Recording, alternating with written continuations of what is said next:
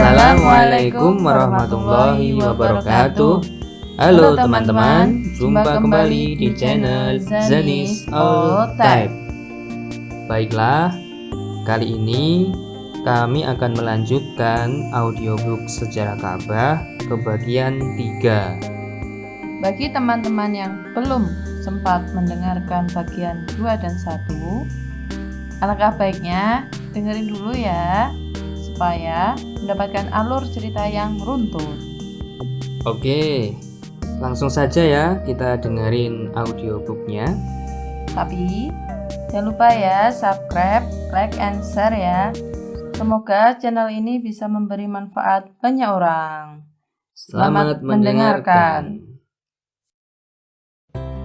Bagian 3 tentang nasib Ka'bah sepeninggal Nabi Ismail. Subbab pertama tentang bangsa-bangsa yang menyucikan Ka'bah. Bangsa Arab adalah bangsa yang sangat mengagungkan Ka'bah. Mereka yakin bahwa Ka'bah adalah Baitullah Al-Haram yang dibangun Nabi Ibrahim dan putranya, Nabi Ismail, berdasarkan perintah Allah Subhanahu wa Ta'ala. Pengagungan mereka itu tidak hanya pada bangunan Ka'bah, tapi meluas hingga mereka menyucikan kota Mekah dan daerah sekitarnya, serta menjadikan wilayah itu sebagai tanah haram. Di wilayah itu, siapapun haram melakukan pelanggaran hak-hak manusia dan menganiaya hewan. Menurut Ibnul Kalbi, dahulu setiap orang yang melewati Mekah pasti mengambil batu dari tanah haram. Sepulangnya di negara, masing-masing mereka akan tawaf mengelilingi batu yang mereka ambil itu, seperti tawaf mereka di Ka'bah. Hal itu mereka lakukan sebagai bukti pengagungan, cinta, dan rindu pada Baitullah. Lalu sepeninggal Nabi Ismail, bangsa Arab mengagungkan Ka'bah dan Mekah dengan menunaikan ibadah haji dan umroh. Itulah musim ketika bangsa Arab berduyun-duyun mendatangi Mekah untuk memenuhi pasar-pasar dadakan.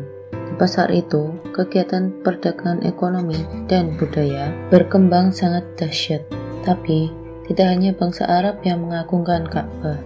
Pengagungan terhadap Ka'bah juga dilakukan bangsa-bangsa lain, seperti India dan Persia.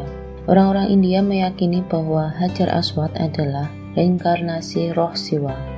Menurut mereka, proses reinkarnasi itu terjadi ketika sang dewa dan istrinya mengunjungi Hijaz. Bahkan mereka punya sebutan sendiri untuk Ka'bah, yakni Maksisha, Muksisha, atau Muksishana, yang berarti rumah Shisha atau Shishana. Keduanya adalah dewa mereka. Demikian juga bangsa Persia. Mereka mengagungkan Ka'bah karena meyakini Hormuz menetap di sana. Itulah sebabnya mereka juga melaksanakan ibadah haji ke Ka'bah. Sejarawan Al-Mas'udi menyebutkan bahwa bangsa Persia meyakini Hormuz adalah salah satu anak Nabi Ibrahim. Oleh sebab itu, para pendahulu bangsa Persia melaksanakan tawaf di Ka'bah sebagai bentuk penghormatan mereka pada Nabi Ibrahim. Adapun orang terakhir dari mereka yang melakukan ibadah haji adalah Sasan bin Baba. Yaqut Al-Hamawi menyebutkan bahwa sumur Zam-Zam dinamakan Zam-Zam karena kuda-kuda yang dijadikan kendaraan haji pada masa-masa awal mengeluarkan suara Zam-Zam, yaitu suara kuda ketika minum air. Demikian juga Sasan. Setiap ia pergi ke Baitullah, ia membuat suara serupa di sumur Zam-Zam. Untuk itu, seorang penyair zaman dahulu berkata, "Kuda bersuara Zam-Zama di sumur Zam-Zam." Demikianlah yang dilakukan pendahulunya sejak dulu kala.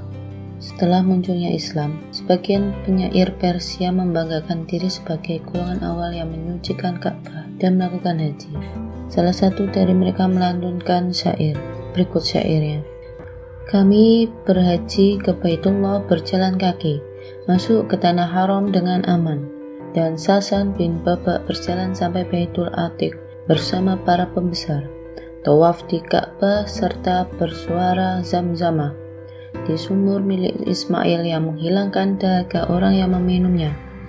Begitu juga dengan bangsa Sabi'ah, para penyembah planet dari bangsa Persia dan Kaldania. Mereka menganggap Ka'bah sebagai salah satu dari 7 rumah agung. Seperti halnya kaum Yahudi yang juga menghormati Ka'bah dan menyembah Allah sesuai dengan agama Ibrahim. Demikian audiobook sejarah Ka'bah pada episode kali ini teman-teman. Jangan lewatkan episode berikutnya tentang